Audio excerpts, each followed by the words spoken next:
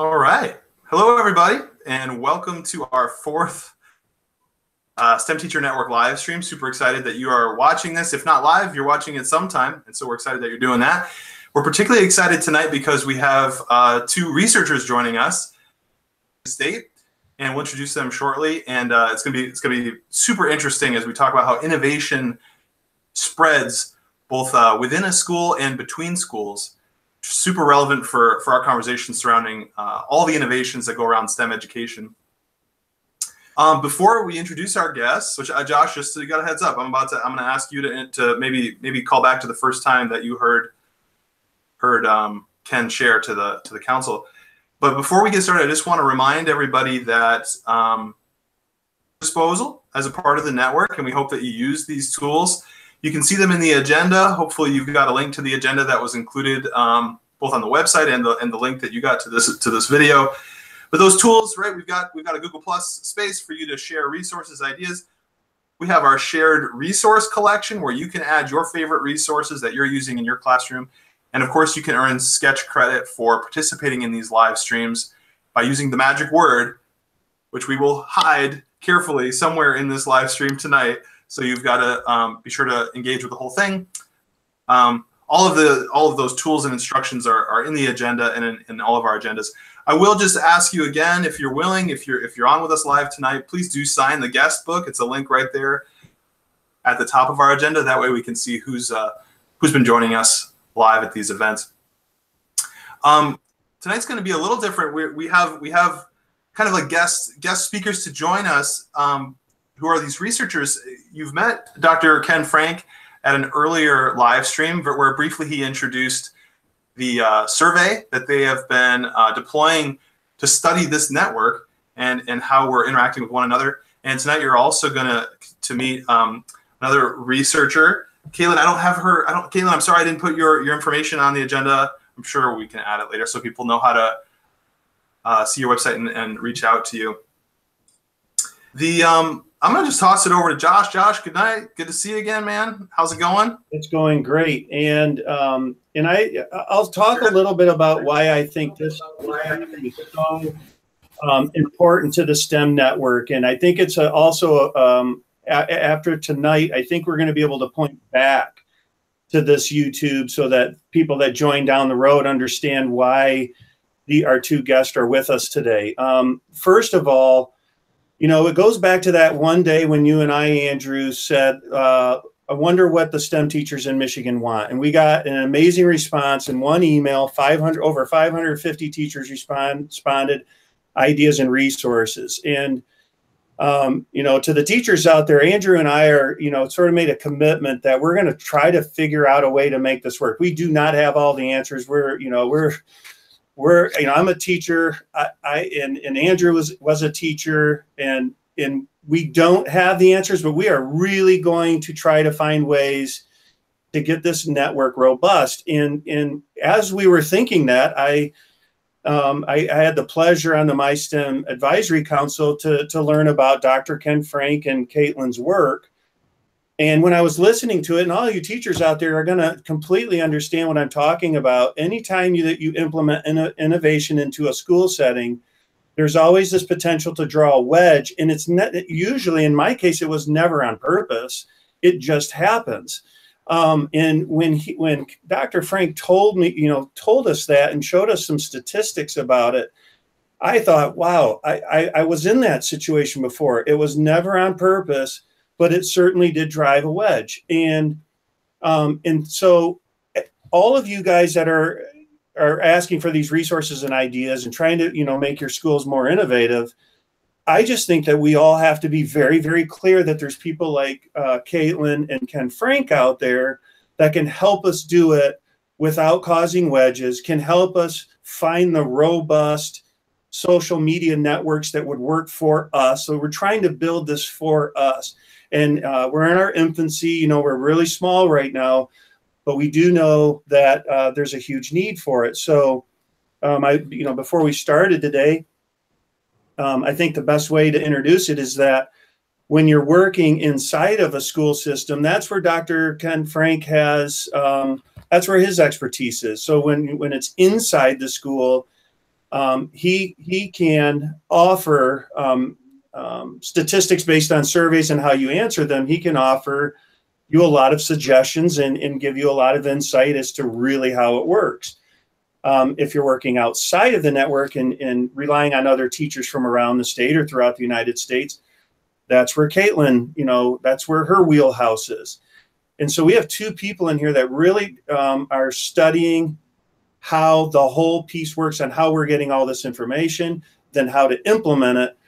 And I get really excited about that because going forward from here, we're going to use that information to make some of the decisions that we make so that we can make it more robust. But I also want to mention one more thing about Ken or their work. I didn't realize sometimes how fragile it is, how fragile the connections are. Sometimes in the classroom, I don't think we realize that there might only be 2 or 3 people that are holding on to some of the communication between multiple districts. And if they end up, let's say, taking another job, that infrastructure can fall. And so, a really good idea sometimes it can be stopped really quick just because the communication isn't in place. So that's why I'm really excited to have them in here tonight, because we are at a small, we're small right now, but as we grow, we're going to do it based on good information and good research. And so I'm excited to introduce Dr. Ken Frank and Caitlin Torfey to be with us today to sort of walk us through what they do and how they help support teachers. I have to say, I'm sorry, Josh, Dr. Caitlin Torfey. Let's speak Dr. Ken Frank, Dr. Ken Frank, but I think it's just because your name's so short, Ken. Dr. Caitlin. We're going to get in that habit too. I'm sorry. Sorry, That's Caitlin. Okay. Thanks, and Ken is fine. Well, Josh, thank you for that wonderful introduction. And before I start sort of the formal remarks, I'll just say that there's a great match here, because we are about helping people with the new ideas about teaching, helping them implement it in their schools and coordinate with others as they do so. We think there's always a lot of good ideas out there and a lot of knowledge within schools about how to implement those already. And the question is how to leverage that. And that's the business we're in. So we come to people when they've already got their great thing, and we're going to try and help make that happen. So I think there's a real good fit there. All right, so what we're going to do, I'm going to present some material. There's some Q&A in here for about 25 minutes or so. We'll see how it plays out. And then Dr. Caitlin Torfey will pick up and talk about social media. So what I'll talk about is about network dynamics, social network dynamics within schools that occur when people try to adopt new things and implement new things in the schools. It'll be drawing on several different studies, of which there are hot links within the PowerPoint that point to the specific studies, and Andrew's going to make the PowerPoint available to the people on the network here. But I'll just give kind of the overview of a lot of these things. But the focus will be, for the most part, on within school, but I'll have a little bit going on between schools. And then Caitlin is going to talk about the social media, teachers' use of social media, and that typically transcends schools' boundaries fairly quickly. Of course, it can occur within schools, but transcends the boundaries. So that's what we've got on tap for you. I'm going to start now by sharing my screen. So I'm clicking on Screen Share, and I'm going to click on Share and hope that I got that all right. And then I'm going to... So Ken just said, there you go. You got it. Looking great. All right. And then if I go into... Are you guys seeing this? All right. Good? Yep. Yep, looks good. Yes. Okay. So you can get these resources also on my website, which you'll find a lot of stuff there, not perfectly organized always. But you can find some of this stuff on my website, although this particular PowerPoint is sort of customized a bit for the MVU settings. So I'll just point you to some of that as you like if you go on. So what I'm going to do is I'm going to start with a little thought exercise. for you. And I just, sorry. Maybe we can edit that out, Andrew. I'm going to start with a little thought exercise. It's live. For, it's live, Ken. There's no editing in live. All right. So I'm going to start with this little thought exercise. Think of a time when you're excited to introduce something new into your teaching. We'll go forward from there, but I'm just prompting that right now. And then I'm going to present some things that happen when you implement innovations in your school. And then I'll ask you to go back and think about this idea you have and maybe anticipate what will happen when you introduce that sort of thing in your school. And then we'll do some debriefing. And with that, I might do a little bit of academic stuff just so you can see how some of the ideas about diffusion or implementation of innovations relates to some of the other tools that academics use to think about organizations. So, you know, this is sort of where I started off. We think there are lots of good practices out there, and we want to help educators incorporate good practices into their teaching through teacher networks.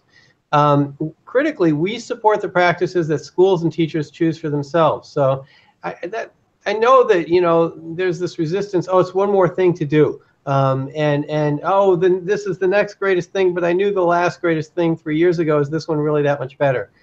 We're kind of not about the next greatest pedagogy or curriculum or tool. We're going to leave that to you to choose what you're really invested in. But we want to help make it so that you can implement these sorts of things. And we want to learn, and from a research perspective, we want to learn what affects people's ability to better teach your students. So it of course always drives back to the students. And as we learn more and more about how innovations are implemented, we can help schools implement better and more sustainably. So just a little thought. Just add, Ken, I'm sorry to interrupt, but I just want to and I'm sure Josh feels the same way, just how huge that is and how welcoming that is to hear as a teacher, because it feels so much, especially when working with, you know, academic elite such as yourselves. It always feels like there's an agenda. As a teacher, I can't tell you how many times you go to professional development or you're interacting with folks in higher education, and all you hear is you're doing it wrong, you're doing it wrong, you're doing it wrong. And so just this posture that you guys take of saying there's good stuff happening, how is it spreading? That's just so encouraging, I think, and it's not the norm. So we like working with you guys. Oh, well, you're right. That's spot on. Thank you. We appreciate that. You should know that in the academic context, sometimes that makes us feel a little awkward. You know, because one of my colleagues will have a great new curriculum, and it is great. And they turn to me, they say, what do you got? What do you got that we can do in schools right now? And I'm like, I can kind of help schools think about what they're doing. You know, it doesn't always have the zing of the new curriculum. But here we go with the chance to help the schools. And so this kind of work is catching on. Okay, so get everybody out there thinking, and Josh and Andrew will play off you a little bit to think of a time when you or a colleague were excited to introduce something new into your teaching, maybe a new topic, a strategy, activity, resource, whatever it happens to be. Ask yourself, why did you think it would be a good thing to do? Which that's could be a very superficial question, but can also be very deep. You know, sometimes, well, it just seems like a good activity. But other times, you know, teachers have very deep answers about, well, the kids were struggling with this learning aspect, and, you know, I looked around and this would really, you know, bring that out. So just to pause for a moment and reflect on that. But then ask, how did it go? What factors supported the change in practice or the use of a new resource? What obstacles did you face? What role did your colleagues play? Did colleagues adopt the change with or after you? Did it have a sustained effect on your teaching? So we'll hold off on the meet in small groups, but I think it's worth it just to take a moment or two and think about those things a little bit, and we'll let audience process. Maybe one comes quickly to mind. You know, that would gravitate toward that. If there was something you loved 5 years ago, go with it. And think about these things for a moment, and then I'm going to ask a couple questions. Well, follow up with these questions. So good. We'll take 30 seconds. We'll call it a little dead air time.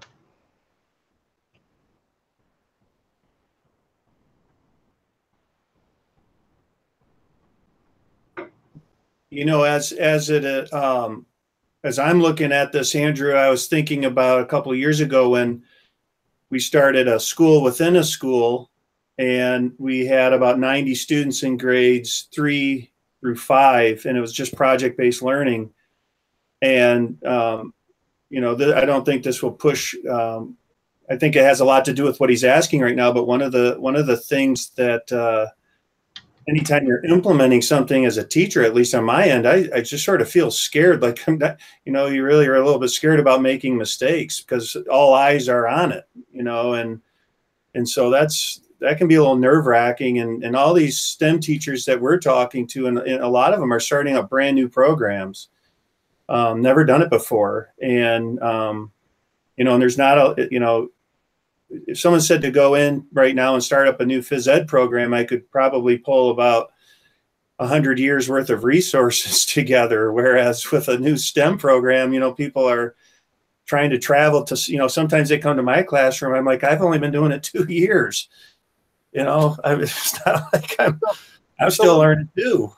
So let me pick up on that a little bit. A lot of what I've studied, not all, it has to do with teachers' use of technology in the classroom, but technology broadly considered. And one of the things that teachers say is, you know, the scary part is it might not work. Yeah. And even if the technology works, the interaction between the students and the technology might not be what I had expected. And then I'm really in a tough spot, right? Mm-hmm. And so the question I'll ask you is, when you hit that situation, what do you do? Where do you turn? Well, I think if you're asking me specifically, when I went in on it, I think we knew one thing was going to be a truth. We were going to mess up. So knowing that, we created a team of teachers to do it together so we could lean on each other. And if I wouldn't have done that, there would have been some pretty bad evenings at home, I'm sure. You just need people to lean on in those times. And so that's the approach we took. Well, all right. So thanks. You know, that's what we found often with technology, and again, broadly defined, is that the teachers, I'll put it in the negative, if you did not have somebody to lean on like that, you did, a lot of times you didn't even try to use the technology. Even if, you know, and someone would say, look, it's fairly digital camera. It's fairly easy to use. You know, you go back a little ways, you know, and someone would say, yeah, but I don't have anybody else in this school who I can turn to. And that just leaves me too vulnerable. And there's also a culture that can build in a school of accepting that vulnerability, accepting the bumps if everybody's doing it. But if you're the only one, there's a different norm, and that can be pretty challenging. Yes. Yeah. I'll say, again, I've experienced that on the negative side. I mean, you know, Josh referenced that Andrew used to be a teacher. And so, you know, I fall into that category of people who the grass started looking greener on the other side when you feel like you're always swimming upstream because you don't have others who are maybe looking at things the same way you are. So that's important. You know, just a bit of sociology here. If you're trying something new and you're a teacher, there are roughly three ways you can learn about it. One is professional development, but that's going to be sort of outside your classroom. Two is you can experiment, trial and error, which is what most teachers are going to do. But that takes a long time. And there's a big, you know, you have to have trial and error. You know, that's going to be hard. Or you could learn from the teacher next door who already went through some of the trial and error, much more efficient. So that's one of the reasons why we champion the networks for implementing new things. It can speed up the process. Okay, so and then, you know, people who are watching this live or on video, you can think of your own setting here. And, you know, it's worth a bit of reflection just to think about what happened when you tried to implement something. So I'm going to share now some ideas. about how we typically superficially might think about diffusion or the movement of innovations across people, and then what can happen when you think a little bit more deeply about the networks that are out there. So when we typically think of diffusion, and by diffusion I mean, you know, a bunch of people adopting a new type of reform or innovation. So when we talk about that, we typically think, oh, you know, we've got this new idea, it's great, and boy, you know, everybody's going to jump in and adopt it because it's clearly better than what they're doing, and so it's going to reach everybody equally. And so that's often just how we think about it in the ideal sense.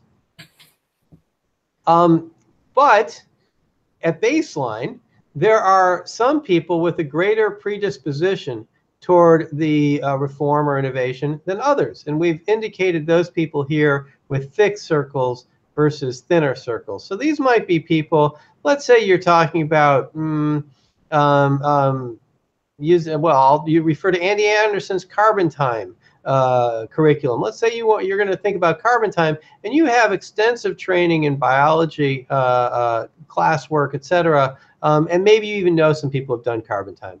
In that case, you're ready to roll, but another teacher might not be. So there's already variation in receptivity to the innovation. Okay. Now, layer in the fact that there are probably networks out there. When I say networks, a line here might indicate that these two people are close colleagues, or that person A, as represented by this circle, gets help from this person in the dark circle. So they might be colleagues or sharing information, sharing support, something like that. So these lines represent lots of flows of information.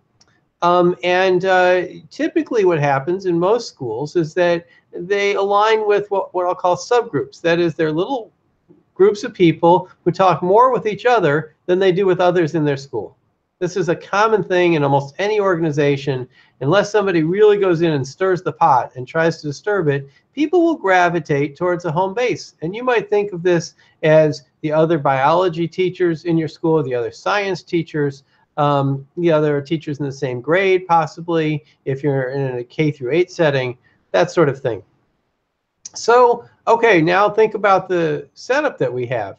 We have different predispositions to the innovation. We have little groups of people who talk a bit to each other. And now look at this group down here. They don't have anybody really who's predisposed to the innovation. And they've only got really one connection outside their group to another person, and that person isn't really predisposed to the innovation. It's going to be tough for these people to learn how to adopt the innovation, how to adapt it to their context. They're going to be on their own for trial and error. And they're going to be in that scary situation that we were just describing, that vulnerable situation. So a little academic stuff. There's a guy, Herbert Simon, who described this kind of phenomenon a long time ago. Okay, so what can happen is, as we look at the diffusion of innovation, as we look at how people adopt, I'll just go back. See, person A here is going to be able to adopt the innovation because they've got support from within their little group. Oh, that's good for them. But nobody in this group has that kind of support. And so they're not going to adopt. And now look what happened. These people have departed from these people in terms of their practices. They've kind of separated from each other. Good. I could say a little bit more about these things, but basically this adoption practice, we call this influence.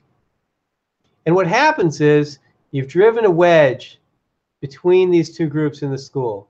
And with that wedge, you probably have made it harder for B and C to talk to each other now, because they have B is going to get pulled this way. C is going to say, well, I don't have anybody that can help me. And this link is going to be very hard to maintain between these two teachers. And so what we have is something called a selection process where B and C will select to stop talking to each other, or it's going to be harder. It's just going to be more challenging. So effectively, a wedge has been driven between the different groups of teachers in the school. As Josh mentioned, nobody meant to do this. Nobody was, there was no malice. There was no hostility. It's just what happens when you have a variation in initial predisposition to the innovation. And you have clusters of people who talk a lot with each other and less with others. Those two set preconditions, and then introduce innovation without thinking about it, are likely to drive a wedge into a school. And if we go back to the paper that we referenced here, that's exactly what we found. Is that that you could see the groups separate from each other across, I think there were 19 or 20 schools in the study, and they pretty systematically separated from each other unless someone did something about it, which we can talk more about later. But just if you just leave things as they are, you'll get this wedge. So that's a little intro into the way we think about diffusion. And then the question to turn back to the audience is, now think about, first I asked you to think about the innovation or the reform that you really were interested in. Now I want you to think about, what does the network look like in your school? And are there subgroups or clusters? Where is the expertise located? The people who already are inclined to adopt this. Will each subgroup or cluster be able to access expertise? So I think it's worth it to think about that as deeply as you would about the value of the innovation or the new practice that you've invested in. And then the secondary question is, can you anticipate how things will change during the implementation or diffusion process? So I'll pause there and give you a chance to reflect, and then Josh or Andrew, if you want to take a moment or two and reflect and then come back and then jump in, we can do that.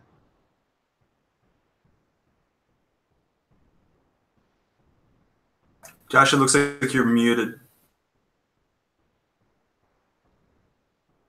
I mean, almost all of us that are having these conversations throughout the state, it's, you know, whether it's Chromebook rollout or if it's an iPad rollout, or, you know, if you have, you know, some schools are bring your own device, whatever it is, we see all of these devices coming into the school. And as a STEM teacher, I get to see every day, without even talking to anybody, what teachers are using it and what aren't, because I can see the way that their students are, how their students respond to the device. And so whether you're a STEM teacher or not, these devices, we're going to have different implementation from one classroom to the next, just based on how well, you know, the teacher accepts it or doesn't accept it, and that does impact students. And it also impacts how they're going to be successful somewhat in my classroom, because one that comes in and they have all these, you know, skills on using the device and navigating through the device, I can get through so much more with them, compared to ones where I have to, you know, take a step back and reteach it. And so when I'm seeing these triangles, one of the first thing I'm thinking of is every school in the state right now is going through that, because there are some teachers who aren't using the device and some that are, and that plays a huge role in my classroom now. And I think 5 years from now, we're going to sort of laugh in a way, because it's just, they are going to be in every single classroom. So I think we have to really pay close attention to what he's saying and make sure that those communities don't get broken up. And one of the things that comes to mind for me is that, as you asked us to reflect on that, is that in the exercise of drawing out those circles and putting teachers and colleagues in those circles, you know, who sits together in the faculty lounge and who's complaining to each other about students, and who's really challenging one another, and who I consider sort of allies in the building. And it's not an exercise, though, that I imagine most people do ever. And it can almost feel kind of weird, like mapping your social structure. But I imagine that even doing that process probably helps you see people you kind of like, who are not going to be supportive of that innovation, and to identify those who are, and to sort of be intentional then in your day-to-day interactions, so that you are seeking out those people who you know will be supportive. I mean, I can see how just doing that would be beneficial. And I'm also, to throw that on top of that, whether even devices you can get into some of the innovations that are going throughout the United States right now with like Teach Like a Pirate or Ditch That Textbook. And, some schools are doing Genius Hour. And so you'll have a number of teachers doing all these things, but you're right. I still see that there's going to be these pockets where they just need more support. Yeah. Yeah. Hey, I'm sorry, Ken. I'm going to say 1.5 more things. Yeah. 1.5. Great. Yeah. The one is that my mind like immediately explodes to the social media connections, because like where people who don't find those things in their building, they are finding it through social media. So I'm so happy that Caitlin's here, and I want to just be sure everyone's aware that we're at 8:30, and so I want we started a little late, so I just want to make sure that you're planning your time accordingly. The half of the thing is that this is a perfect time to sneak in our passphrase, which is so today's passphrase is horizon. Horizon. So if you want sketch credit, you can look in the agenda to go to our course and type in horizon to get. Nicely done. So let me just react to a little bit of what you guys were saying. One thing is, I did a study some years ago, but I came to a school and they had these laptops that were going to be all linked up using an infrared system. So it was a little bit old, but and they were real proud of them, and they were just right where you're at, or the situation you were describing. Oh, look at all the capacity this is going to have. And I came back a year later and no laptops. I was like, where are the laptops? And they said, well, one guy, and everyone's quiet. One guy takes me to a closet. No kidding. He opens the closet, stacks of laptops. And this was from a grant. I can't remember who provided the grant. I said, what happened? They said the chemistry teachers were frustrated that the students were using the laptops to send messages to each other during the classroom time. And they had a very good chemistry department, and they were very powerful. So one thing led to another, and the laptops are in the closet. And so that was just a very profound example of you got to pay attention to the social process as much as to the innovation itself. And I think, like a little bit armchair quarterbacking, but I think if that school had gone about it a little different way, they might have, I think they might have been more successful. All right, let me do a few more things here. I will try to be pretty careful of the time. Good. So I'll go past these things, I guess. I'll say one thing here. We are wired to pay attention to network processes. We have the capacity to do that. This is a very recent study in the Proceedings of the National Academy of Sciences, a very, very well-known journal. And basically they're saying when people show up in a room and they're told who's popular, they're pretty able to track who's popular. So people have the facility to be aware of the networks such as that I'm showing. But I think that most people, and teachers in particular, are not trained or sensitized to be paying attention to those things. So that's just the purpose of those slides, to say most people have the capacity. I think I'm going to save the academic stuff, so I'll hold off on that. I'm going to do a little bit about this one school, and then I think we'll get to Caitlin in just a few minutes. And Ken, I want to jump in on when you said that we're not sensitized, and I think that's exactly why I wanted to invite you guys in here today, because I really do believe that if a teacher's trying to start something new or they want to be innovative, they can take this live stream and go show it to an administrator, and you can start having the conversations about how to implement it correctly, but also something I'm very, very, that I want to address as just a human is to be empathetic. That that there's such a wide range of ages in my own school, and we have to just be empathetic about it, or you are going to find these pockets. So I just wanted to throw that in there. You're right. We're not sensitized to it. I didn't know this a few years ago. And I might just throw out as a way of advertising, Ken, if that's okay, that more than just bringing this information to your administrators, my understanding is that this research team is looking for schools to partner with to do kind of in-depth analysis, which administrators might be interested in. Undoubtedly would be. I think Josh has had that experience at his school. So reach out to Ken and Caitlin as well. Thank you. Your school. Yeah. In fact, this will segue nicely into what I've got here. So what you're looking at, each node here, which is a black or blue shape, is a teacher. And what you've got is lines indicating who's close colleagues with whom. And then you have these little subgroups or clusters of teachers. The shape actually tells you what grade they teach. And if you look over here, you'll see these are a bunch of grade 2 teachers.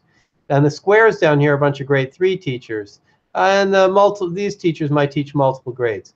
Teachers do have colleagues outside of their cluster, but their concentration of colleagues is within their cluster. So you've got this school here that has these 5 different clusters. And then what we did was we looked at the diffusion of innovations. In particular, we looked at use of technology for teaching purposes, not just generic technology, but use of digital technology for teaching. And I'm going to tell a little story about this. It won't take too long. The bigger the dot, the more the teacher used technology at time 1 of our study. The more circles you see around a dot, the more the teacher increased her use of technology between time 1 and time 2, roughly 9 months apart. And so what happened was this school was looking for expertise. And this teacher, too, was a new teacher to the school who was a great source of expertise. But she was new to the school. And so she didn't know the other teachers very well in the school. And most of her expertise went to the other grade 2 teachers. And she had some modest effects on them. But now you've got a little problem in the school because this teacher is helping the teachers in her little group use technology, but the other groups could be left out. This teacher 20 figures out the problem. And she goes and learns from teacher 2 about how to use technology. She just basically engages her once or twice a week. And again, this is a new teacher in the school. This was a very veteran teacher in the school. Now, when this teacher learns about the technology, when she talks to others, boom, boom, boom, look at the big ripples. She created big changes in practice. So this was a very savvy thing of teacher 20 to do. She just was aware. This was a very, very socially oriented teacher. She was actually a special ed teacher. She knew a lot of the teachers in the school. But the point of this is, if she doesn't do this, then you're going to get that wedge. She did. She took the initiative, and she got all the other teachers on board, which was great. If I were in a new school, the idea is to trigger the teacher 20s of the world. She wasn't the initial adopter of the innovation. She didn't know that much more than anybody else, but she had the social awareness to figure out what was going on. And this is the kind of thing we'd want to help schools do. I will say, by the way, this was very challenging for teacher 20. And in many cases, she was not able to pull off similar types of roles. And this school was disbanded, reconstituted just a few years after the study, because guess what? The grade 2 teachers don't talk very much to the grade 3 teachers. And just imagine being an 8-year-old going from one to the other. That could be a real problem. So the school had serious social challenges overcome in this case by teacher 20, but you would want to be more systematic about it. So that's what the potential is to do in a school. It's called a network intervention. Sometimes you're as sophisticated as getting all this data and actually looking, very carefully. Other times you sensitize people and you talk and you say, well, where's the gap? Where's that going to be? What can we do to fill that gap? Who can fill that gap? And you can get more sustainable innovations. So that's kind of the thing we have the potential to do. And then orienting towards Caitlin, I'll just put one extra thing out there. We have looked at, it starts to look at teacher networks between schools. This was taken from a recent report on the MySTEM network plan, and there's a link there. And what you've got here is teachers oriented around different activities, M2C2 or GELN. I'm thinking that these acronyms probably mean more to you all than maybe to me. And so this is a between school network where teachers can go and interact and learn from one another. And it's not exactly social media, but some of these are mediated. And so that takes you into Caitlin's work. And I will stop sharing my screen there and throw it over to her. Okay, well, thank you so much. I wanted to give Josh and Andrew a chance to share anything if they wanted to before I start, or are you guys all set? Sure. I mean, I just throw, like, Ken, I've never heard you share that Teacher 20 story, and that really is spectacular. I mean, it's really fascinating to see that. So thank you for sharing that. I'm really echo Josh's sentiment that this is important for our teachers everywhere to be hearing this stuff. So. Thanks. And that was real data. That's not you know, that's real finding. Right. And I don't have a full understanding of how that works, and this isn't the place for that, but I understand you come in and you interview teachers, and I mean, this is the nature of what your research is. Some people go to telescopes, some people use microscopes.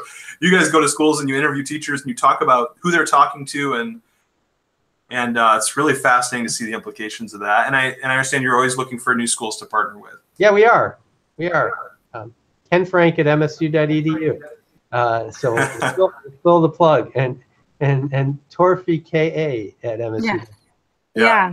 So with that being said, I just want to say thank you again for having us, and I will share my screen.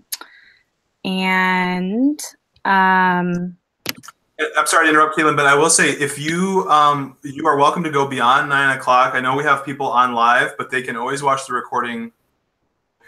Don't feel rushed. You know, if we need to go a few minutes past, that's totally fine. Okay, great.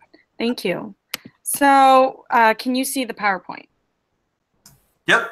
Okay. And you can make it, or like you can present, and we should still see it. Okay, perfect. Yep, great. So this project is a culmination of work actually working, or not a culmination, but I guess it emerged from working in schools. And what how it started is that I was in the field doing the kind of work that we've been talking about, observing teachers and watching their mathematics instruction, interviewing them, and developing surveys and giving surveys with Ken and a team of researchers. And I noticed that it seemed like teachers were using online resources in their classrooms. And so I thought, okay, I think there's something going on with teachers and Pinterest, and went online to take a look, and it turned out that in our pilot sample, 42 out of 44 of our teachers were using social media, and in particular Pinterest, online for professional purposes. So from that emerged this whole line of work, trying to understand, you know, the kinds of questions that you are all asking, which is, how can we support teachers? How can we understand what teachers are doing to support themselves in their classroom? So it starts with the idea that teachers connect to one another, and through these connections, they learn. And I think there's a large amount of literature that substantiates this claim, and that the relationships teachers build both within formal and informal communities can help teachers conceptualize their teaching, instruction, and their subject matter. But we also know from our observations and now from our data analysis that teacher collaboration happens across school boundaries. So teachers may seek out advice and information from people that are within their school, within their district, but they may also go to places like the Michigan Teacher STEM Network or other spaces online to find information. These could be historically like trusted organizations such as the MDE, Michigan Virtual, NCTM, or they could be places like not facilitated by nonprofit organizations like teacher blogs or YouTube. So we're calling the places that teachers find information and resources virtual resource pools. And a virtual resource pool is a space that contains a vast array of instructional materials or resources. Pinterest is an example of a virtual resource pool, but you could probably think of other examples that you use within your work. Like many of you may have heard of Teachers Pay Teachers. I'm sure have heard of YouTube, Twitter, other spaces that can directly connect you to resources. And our hypothesis is that teachers are acquiring and promoting their practices and ideology with people within both their school-based networks and also their virtual networks. And then just to bridge to the schoolhouse, we can say from our observations now and our interviews that we find in many cases that the knowledge and practices they do acquire online are being observed in the classroom. So we're characterizing the kinds of behaviors, that is, teachers going online and seeking additional resources and information, as teacherpreneurial behavior.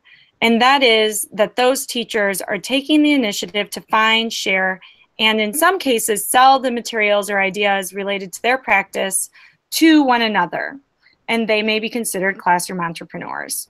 So this is despite risks that they may encounter within their local district or their physical social network, such as teachers who may not be invested in the kind of work they're doing. It also is despite risks and wasted time, effort, and potentially investing in resources that are not, the quality has not been vetted. And this is an example here of a very prominent teacherpreneur and teacher blogger. So when you get a bunch of teachers who are connecting to one another, they're attempting to direct the trajectory of their own classroom and access new information and materials, we consider this very similar to other examples of professional guilds. So guilds are social groups that are created by a group of workers around their craft or their skill. And those people establish norms, they share expertise with one another, they can create consensus around what is a quality practice within their profession, and they may directly engage with one another in decision-making that will impact their work. And you can think of a guild as interacting with the free marketplace, which in this case is capitalism, the state or federal policy, and then the traditional professions. So we are conceptualizing a teacherpreneurial guild. And teacherpreneurs, as I said, are those people who are directly interacting with one another and trying to direct the trajectory of their classroom. And these people may exercise influence when they are grouped together within virtual resource pools, such as online spaces like YouTube, Twitter, Pinterest, Facebook. In some cases, Teachers Pay Teachers would be one. Open educational resources like OER Commons. They are also exercising influence on their profession, and they're self-regulating their resource quality, and then they're diffusing information across their physical and virtual networks. And so in this space, we can see teacherpreneurs emerging between the state, the capitalistic influences like free marketplace and such as scholastic.com or things like that, and then the traditional professions like the unions. So that's where the teacherpreneurs are here. And this is all based on the idea, though, that as they exchange information, regardless of where that exchange is happening, if it's online or within a school, it needs to be based on trusting one another. So teachers seek advice, and these exchanges happen both within school and virtual spaces, and they prefer to seek out the information and advice from those peers who are similar to themselves. Yeah. Can I ask a question? Go ahead. So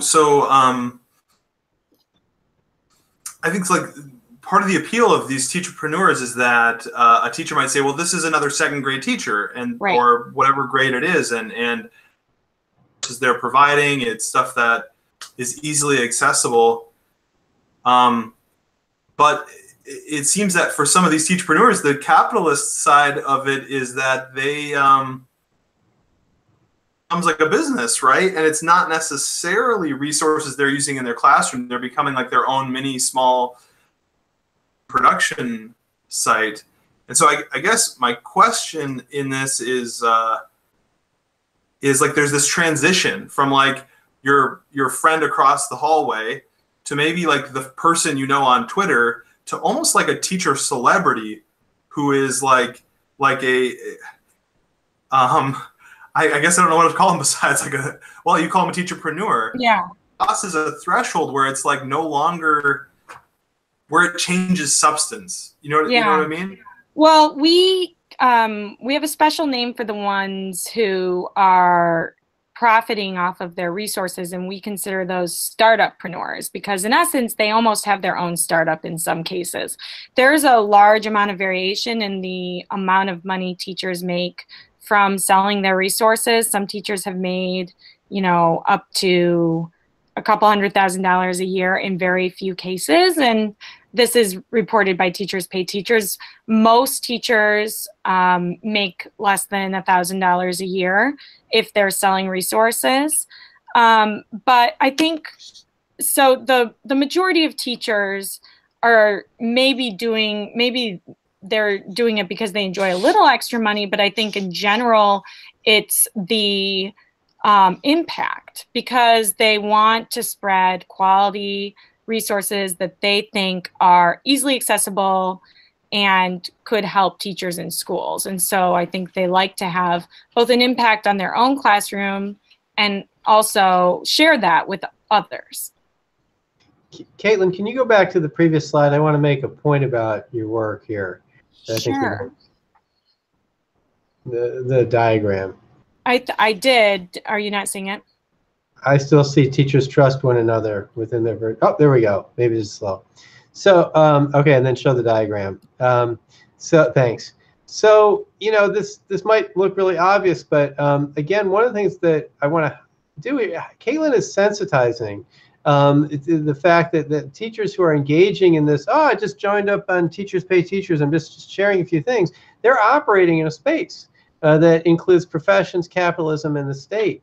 And you know, and or the district, you could say, and those forces are at play. The textbook publishers sure know about Teachers Pay Teachers and all the other sharing platforms, and they're getting involved, or maybe will try to impede it, depending on their motives and what they're going to do. And districts are right now, most are not too aware of the action going on out there, but they will be. And so this is just to sensitize, you know, teachers who are engaging in these sharing behaviors, which are great from a knowledge sharing standpoint, that there is a space that they're working in.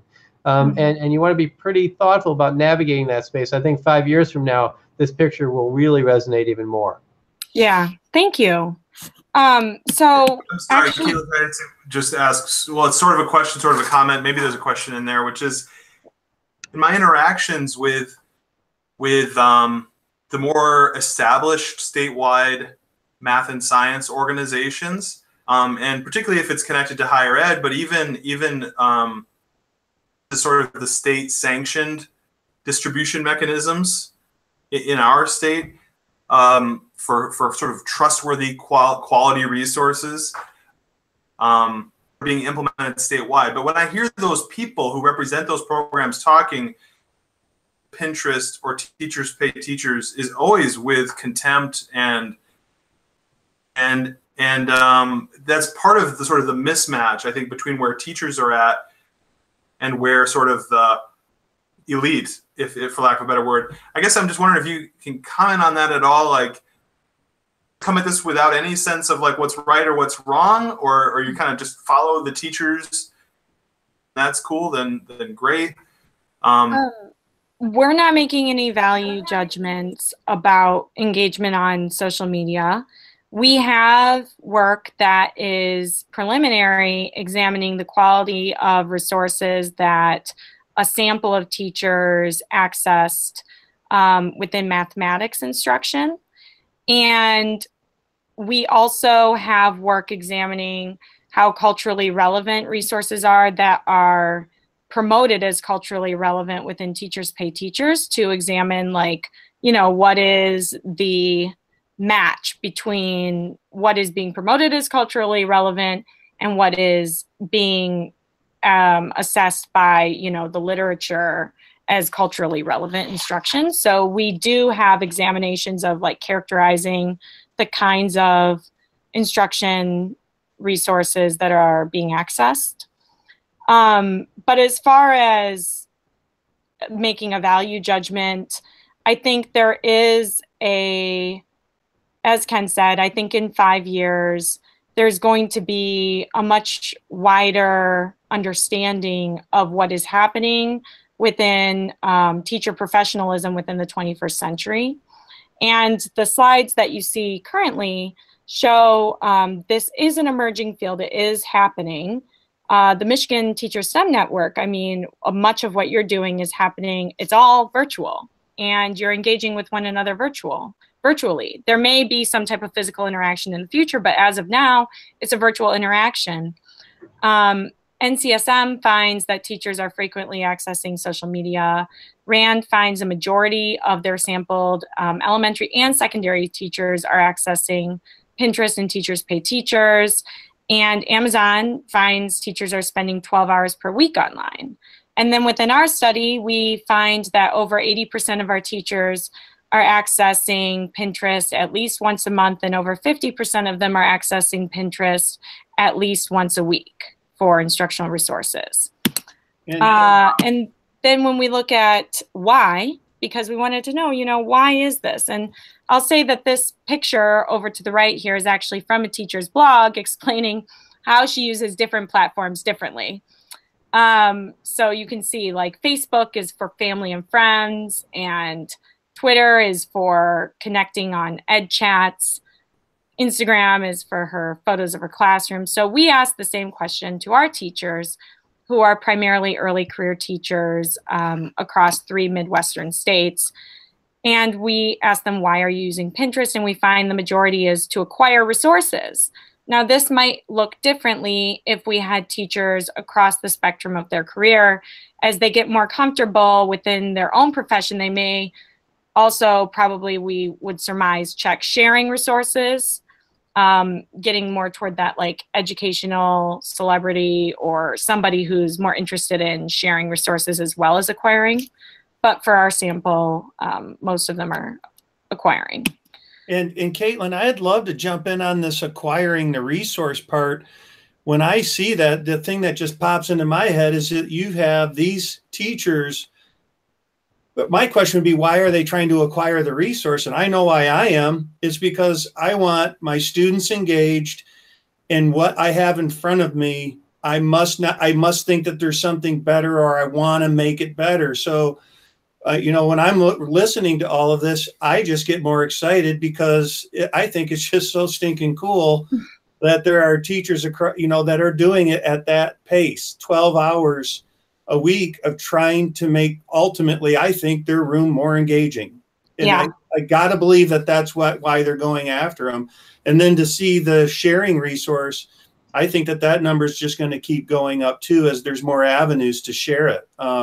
Because teachers, you know, teachers grew up always just getting the resource. You know, a lot of us, you know, they were handed to us, and now we're seeing this new platform to be able to share them. And that's super exciting too. Yeah, I completely agree. It is exciting. And I'm actually interviewing a small number of teachers and videotaping their responses. And I've asked this question, you know, why do you go on social media? And I will say that within the sample, we have approximately, I think it's like 300 teachers in our sample, and we examine if they are accessing Pinterest for professional or personal purposes, because you can imagine you might go on there to look for recipes or find some, new gardening technique or something like that. And what we find is over 50%, so approximately 60% of them are using them for professional purposes primarily. So what that shows is that in general, teachers who are engaging professionally rather than personally. I'm just going to make a quick point to supplement what you picked up on, Josh. Caitlin and their crew also know when teachers access the resources. And there is a spike in July. In July. It's like, which is really striking. Oh, maybe you're going to show it. But it's really pretty interesting, so they're not technically working, right? But these are teachers who are very deliberately trying to supplement what's in their classroom. I think there's also the sense that there's a supplement angle to this. For the most part, these are not full curricula that teachers are downloading. This is like, yeah, I got this curriculum, but this part's a little weak, and boy, it sure could use, a little oomph. That's exactly right. And I'm glad you shared that, because I was not going to share that diagram. So. I'll jump in on that too. I think you're absolutely right. I think that the teachers feel pretty good about building the content, that direct instruction.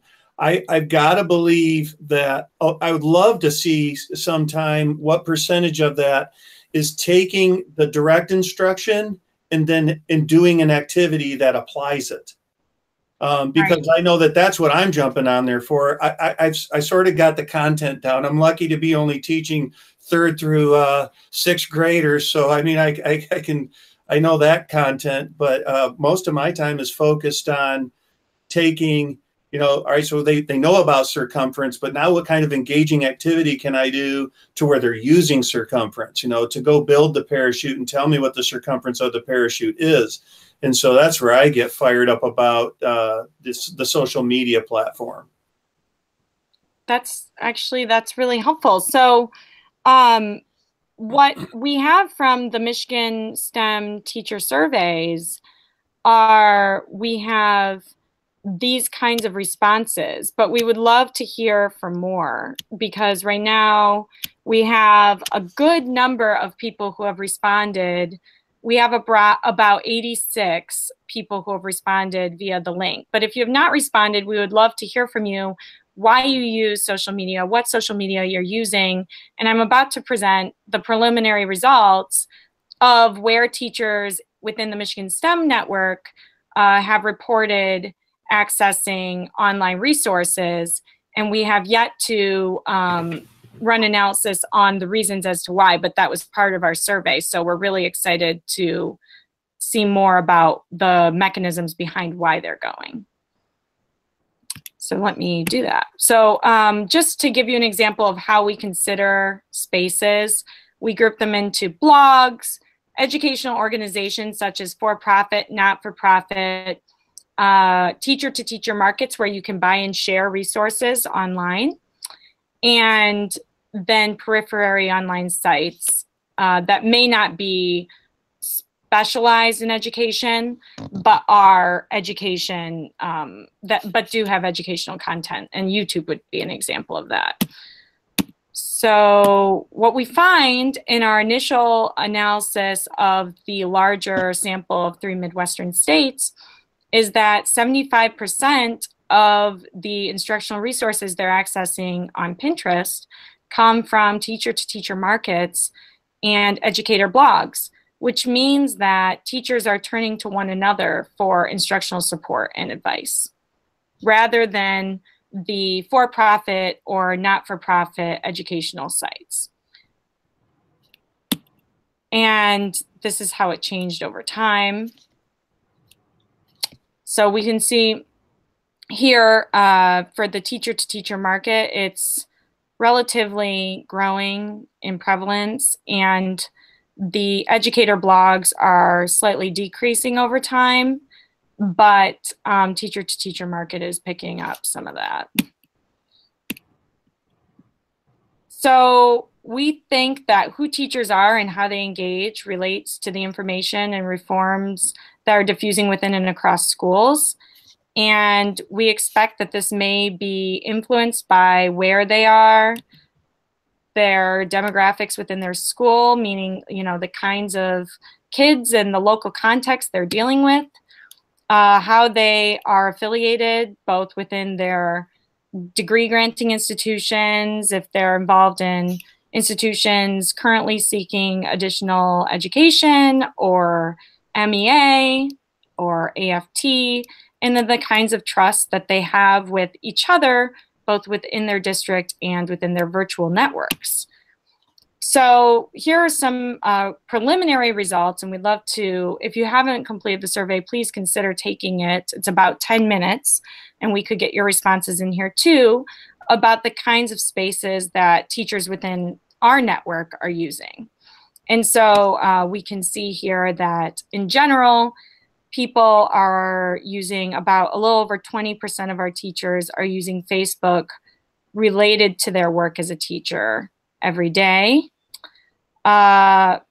Few people are using the STEM teacher network, so we can think a little bit more about how to make that more accessible. No, the data must be wrong. This cannot be accurate. This cannot be accurate. The STEM teacher network is every day everyone's using it. It's impossible.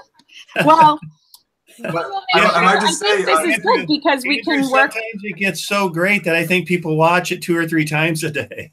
Yes. The analytics are showing. We've already made like $100,000 just from ad revenue from YouTube. Yeah. Yes. I think maybe they had the bubbles backwards. Like they flipped every day and never is probably what happened there. Yeah, it's confusing. They sound a lot alike. Yeah. Kaylin, Cynthia is on the live stream, and she referenced that. She says in the chat, which isn't recorded, so I just wanted to say it out loud, that she's been getting them lately from Facebook, which was a surprise to her. She was like, I was ready to like quit Facebook, but she's been finding that as a more and more useful source of resources, which I was surprised to hear as well. So you see that reflected in some of the data. Yeah, that's actually really great. So we have other work where we consider how open a community is, and you'll see that there's some other spaces I'm about to show you where we find more people accessing resources online than Facebook. And I think that's because Facebook can have relatively closed networks, but can have very open networks too, depending on the privacy level of who creates the community. So I'm really excited to hear that, that she's been able to access resources on there. So here we look at LinkedIn, and this goes back to the purposes of why one would use a particular platform. And I think LinkedIn is probably more for connecting for employment and probably less for accessing resources. And that's reflected in the data. Twitter, you can see, again, about 20% of teachers use Twitter every day, and then relatively less for the several times per week. We have teacher blogs, relatively high, so 25% of you all reported that you use teacher blogs at least a couple times per month. And Instagram, very few. Teachers pay teachers is, if we combined the several times per month here, that would be pretty high. So over 20% of you report using it a couple times per month. But YouTube was very high. We have almost 25% using a couple times per month. Many of you report using it even several times per week to every day. And then OER Commons is a free open educational resource space that the state of Michigan is building, but there are other states who are already using these. And so I think that we may see changes in this in the coming year as more districts sign on to this initiative. And then here's our responses for Pinterest. So actually, there's not as many teachers in this network using Pinterest to access educational resources. Okay, thank you for showing those slides. I was going to just ask if you, or if in general, there's any like regional differences around the country, like if you find, or within geography can play a role. Where YouTube is more popular among a certain population or a particular region, or Pinterest. Yeah. Is there any research to suggest that? Well, it's interesting. I'm also going to give like the 5-minute warning. Sure. Sorry. We find that different samples have different responses on the kinds of platforms that they use, although in the sample of the 3 Midwestern states, we did not find differences across district type, which we had rural and we had more urban, we had suburban districts. We also didn't find differences across the geography as far as like where the states were concerned. But we actually ran an analysis of the pilot districts, 2 pilot districts in Michigan who had signed on to the OER initiative, #GoOpen. And we found that those schools and the teachers within them were significantly more likely to upload original content online. So compared to the Midwestern states group. And so we think there might be something different about the kind of district that would be willing to sign on to an open initiative like GoOpen and the teachers within it. And I think the same thing could probably be said for the types of teachers who have been excited and interested in the Michigan STEM Teacher Network, because these are obviously teachers who are, committed to their profession, excited to learn more, and want to be more engaged in directing the trajectory of their classroom. So I would go as far to say as these are probably teacherpreneurs, and we're really excited to be working with you all. Well, I want to chime in on couple things. One thing was last week I had the amazing opportunity to teach my son how to get on a Twitter chat, and he didn't even know about that possibility. And he's like the king of social media, and he had no idea about that. So I thought that was pretty funny, because in the same breath as asking him how to use Instagram, but. Yeah, I think he thought this little Twitter chat, ed tech chat stuff happening was like this little scary group somewhere hidden in Twitter. But I love it. And the one thing I'll say about some of the comments that you made is my favorite thing about it is I've always felt like teachers are heroes. My dad was a professor. My mom was a teacher. I got to grow up watching how much dedication they put into their career. I never thought I was going to be one. When people say, how did you get into it? I sort of stumbled into it. But as I've been in it, and over the last few years in looking at what's going on in social media, it's put a lot of teachers on stage, and there's a lot of great heroes out there. And there's a lot of amazing teachers here in Michigan that I've gleaned off of. And it's transformed my own classroom because of them. And, if you get on Twitter, a lot of them, you'll see their names out there. And I think it's fantastic. And I'm just excited. I'm really, really, really excited about where education is going right now. Because when you have heroes out there doing really awesome stuff, and we had some on the very first show, and our second show, we had some insane teachers. And when you see that, to me, it just inspires me. I get so excited about trying to push the envelope.